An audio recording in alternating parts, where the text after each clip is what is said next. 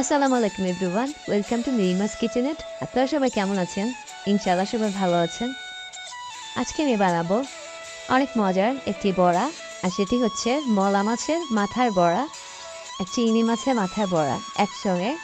আর এটি অনেক মজার একটি খাবার, সাদা ভাতের সঙ্গে খুবই ভালো লাগে খেতে। ইচ্ছা করলে সন্ধ্যার নাস্তাতেও খাওয়া যায়। এর জন্য আমি মলা মাছের মাথাগুলো কেটে আগে আলাদা করে নিয়েছিলাম। এতে করে মলা মাছের কোনো অংশে ফেলা যায় না। মলা মাছের মাথা আর চিংড়ি মাছের মাথা আমি আলাদা আলাদাভাবে শিলপাটাতে বেটে নিয়েছি। আপনারা চাইলে গ্রাইন্ডারও করে নিতে পারেন। এরপর আমি একটি মিক্সিং বোলের মধ্যে চিংড়ি মাছের মাথা, মলা মাছের মাথা সঙ্গে 4টি বড় পেঁয়াজ, সামান্য একটু আদা রসুন, সামান্য একটু হলুদ, মরিচ, ধনিয়া, ভাজা জিরার গুঁড়া, পরিমাণ মতো লবণ আর ধনিয়া পাতাটা আমি কুচি দিইনি। এখানে আমি ধনিয়া পাতা একদম বেটে দিয়ে দিয়েছি, এতে করে ফুল ফ্লেভারটা পাওয়া যায়। কাঁচামরিচও আমি বেটে দিয়েছি।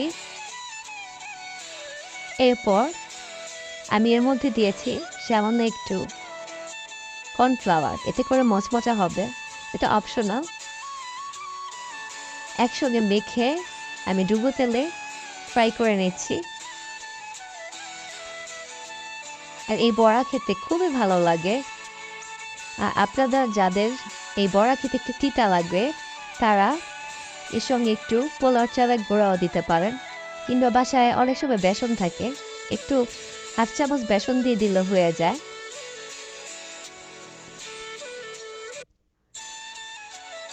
আর এই বড়া ছোট বড় সবারই খুবই ভালো লাগে খেতে।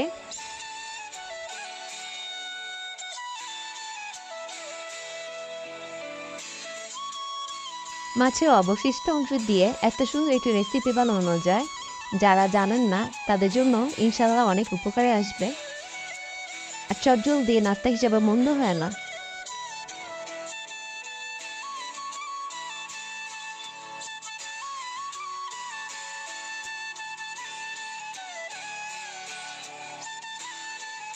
আর কে কে আগে খেয়েছেন মলা মাছের মাথার বড়া, আমাকে কমেন্টস করে জানাবেন। কার কেমন লাগে জানাবেন। আর বাচ্চাদের ছোট মাছ দেওয়ার ট্রাই করবেন। ছোট মাছ খেলে চোখের জ্যোতি বাড়ে, ছোট বড় সবারই। আর বাচ্চাদেরকে যারা কাঁটা খেতে পারে না, তাদেরকে এভাবে ম্যাশ করে বড়া করে দিলেও সেম ভিটামিনটাই পাবে। চেষ্টা করবেন বাচ্চাদের ছোট মাছ খাওয়ানো, সাথে সবজি খাওয়ানো। যত কালারফুল সবজি খাওয়াবেন ততই সবার জন্য উপকার। ভিডিওটি ভালো লাগলে লাইক, কমেন্ট, শেয়ার করবেন। সবাই ভালো থাকুন, সুস্থ থাকুন, নিনিমাস কিচেনের সঙ্গে থাকুন। পরবর্তী ভিডিও দেখার জন্য আমন্ত্রণ রইল। আল্লাহ হাফেজ।